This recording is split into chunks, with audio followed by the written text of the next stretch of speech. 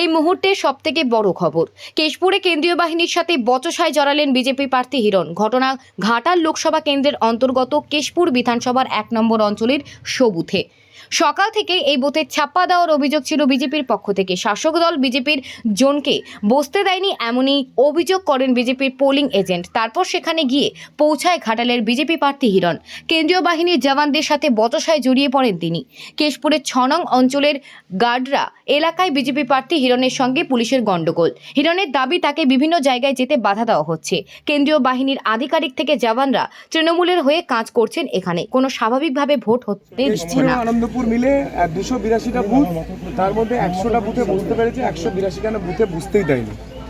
মানে 3 ভাগের 2 ভাগ বসতে দেয়নি, 1 ভাগ পোলিং এর দুটি থানা এলাকাতে। এই নির্বাচন কমিশনের আমার মনে হয় যে শ্রেষ্ঠ নির্বাচন কমিশন শ্রেষ্ঠ নির্বাচন করাচ্ছেন।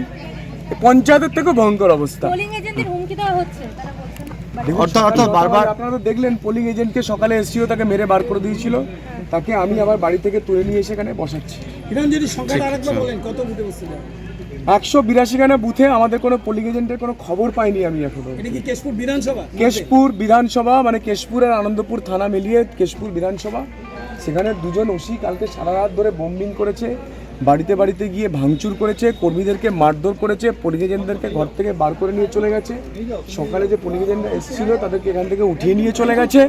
আমি এক এক করে যতটা পারবো সারাদিনে করব।